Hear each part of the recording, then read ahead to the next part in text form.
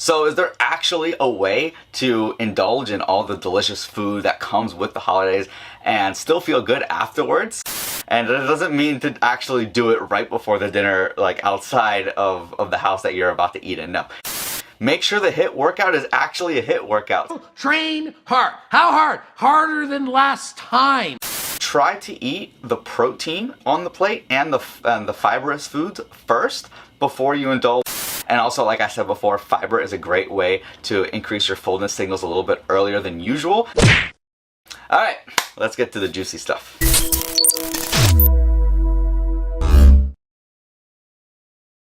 What's up guys, my name is Kaye and welcome back to my channel Street Beast TV.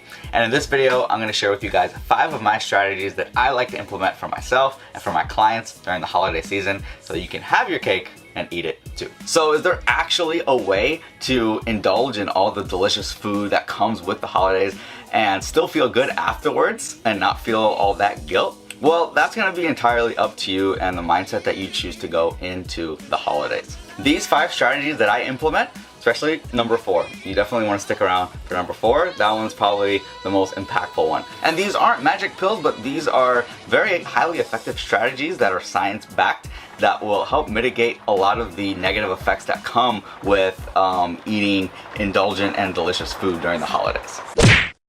But before I get into the actual strategies, I do want to talk a little bit about mindset.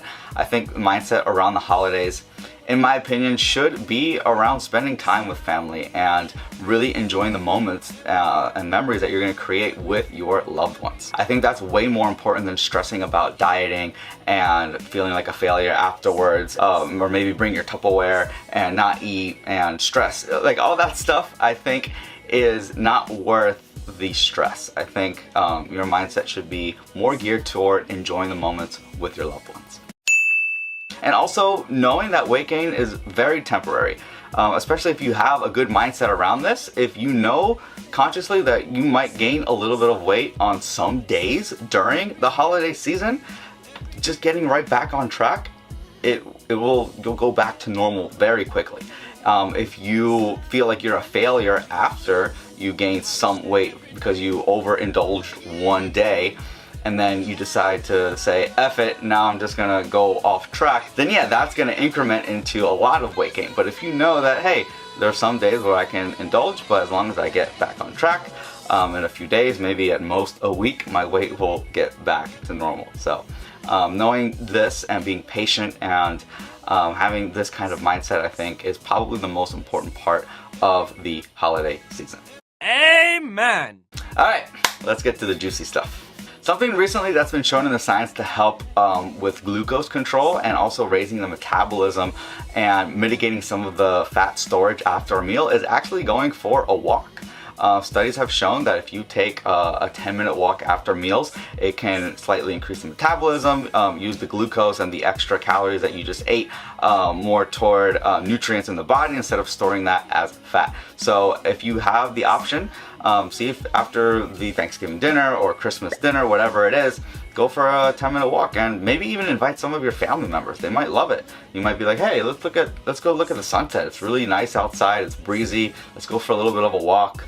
Maybe throw the football around with some of your cousins or uncles, aunts, whoever it may be, but doing some kind of activity, very light, brisk, nothing crazy, right after your meal is a really good way to control glucose and mitigate some of the fat storage effects from the extra calories. It also creates space between you and the food. So after the meal, if you get outside, you're not in the kitchen, you're not in the dining table where there's food on the table and you're just unconsciously, picking at food and eating mindlessly. So if you're outside, it just creates that space that I think is really important. Alright, strategy number 2 is going to be eating the protein and fiber first in your meals. So if you have the option, if you have your plate and if you're making it or someone serves you, try to eat the protein on the plate and the fibrous foods first before you indulge in any of the, fatty and sugary foods. And if it helps, if you just don't like protein and fiber,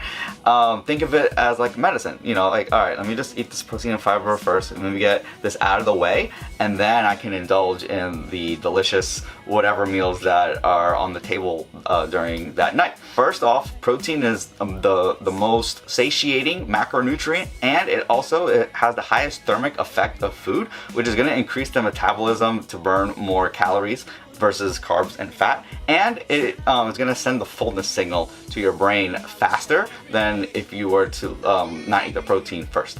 Same thing with fiber. Fiber is just going to help with the fullness signal, so you're less likely to overeat. You'll probably stop eating earlier than versus if you didn't eat the protein and fiber first. Next is the 10-minute rule. And this doesn't have to be 10 minutes. It can be 5 or 10 minutes, it can be 20 minutes, whatever you're comfortable with, but pick a number that night and after your meal.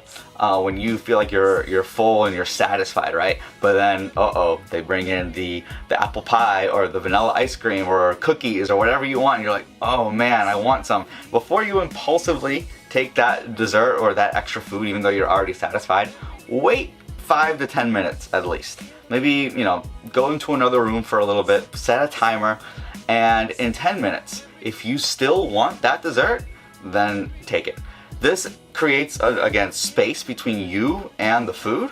It helps you think thoroughly whether you want to actually indulge in that food, and if you do, then great. You should indulge in it if you really want to. But at least it won't be an impulsive decision. At least it'll be a conscious decision for you to indulge in whatever sweets that you want after you're already satisfied. So 10-minute rule, 5-minute rule, whatever you want, create some space. All right, number 4. This one is probably the hardest, but also probably one of the most effective ones. They've done a lot of recent studies on this using glucose monitors to confirm how effective this actually is. So number 4 is doing a HIIT workout before the dinner. And it doesn't mean to actually do it right before the dinner, like outside of the house that you're about to eat in. No, it means before you get ready and you're dressed and you're showered and groomed, maybe even in the morning, do a high intensity interval training. If you do this correctly, what this is going to do is you're going to have all of your glucose stores depleted, your nutrient stores depleted, and so when you do eat an immense amount of food or an indulgent meal like you do in Thanksgiving or Christmas dinners, those calories are going to be more likely to go toward that rather than storing as excess body fat. On top of that, it's going to help control your glucose spikes. A lot of the times when you eat certain foods during the holidays, they spike your glucose levels up, and then you get a huge dip down. You feel lethargic, sleepy, and bloated. And so having good glucose control is going to help you stay feeling good and energetic and lively, and you can talk, and you don't have to feel like, oh, you're sick and Thanksgiving full. So that's also going to help just with your mood in general. Make sure the HIIT workout is actually a HIIT workout. Train hard. How hard? Harder than last time. I promote train harder than last time. So it shouldn't last really longer than 15 minutes, but it should be very, very high intense. Look up actual HIIT workouts on YouTube if you want, but they should be, your heart rate should be pounding, you should be gasping for air, you shouldn't be able to talk very well for about 15 minutes. So make sure it's an actual HIIT workout that you're doing to do this strategy correctly. And now number 5. These are going to be supplements that I recommend that you use around these types of meals that are going to help with sugar cravings, they're going to help with glucose control, and also increasing your fullness signals a little bit earlier so that you're less likely to overindulge. So these first two are a little bit more on the expensive side, but I still wanted to mention them because the studies have shown that they are effective, and that's bitter melon extract and berberine. Although berberine, if you buy barberries are a little bit cheaper than the actual supplement, and barberries, dried barberries, have berberine in them, so you can use that to help glucose control. cheaper ways to control your glucose is lemon juice. So having that right before your meal, so even putting some in your water and drinking that during your meals and before your meals is a good way. Vinegar as well.